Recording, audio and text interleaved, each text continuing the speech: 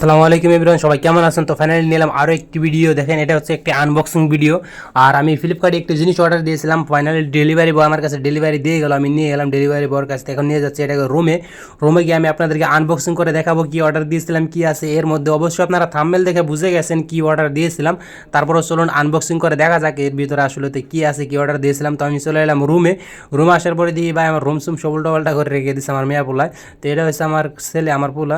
তো দেখেন, এখন আমি এটা সরাসরি আনবক্সিং করবো। আনবক্সিং করে আপনাদেরকে দেখাচ্ছি কি আছে এর মধ্যে। আমার হাতের কাছে ছিল একটি ছোট একটি চাকু, সেই চাকু দিয়ে ভাই ফাইনালি আনবক্সিং করাটা শুরু করে দিলাম। দেখা যাক কি বের হয় এর ভিতর থেকে।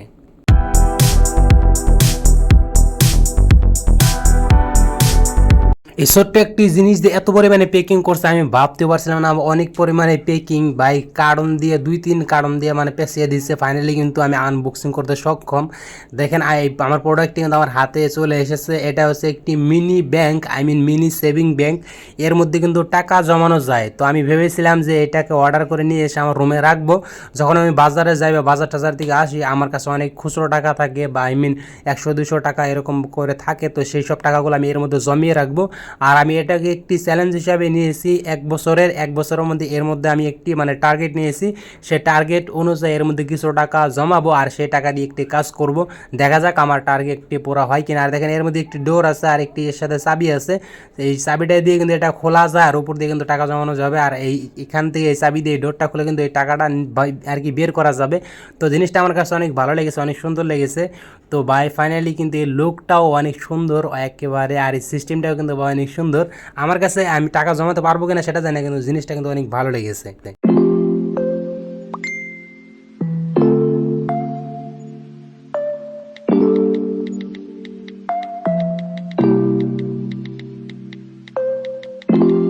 তো এই হচ্ছে মূলত আজকের এই ভিডিওটি। তো দেখেন, জিনিসটা আপনাদের কাছে কীরকম লেগেছে জানি না, তবে আমার কাছে কিন্তু অনেক সুন্দর লেগেছে।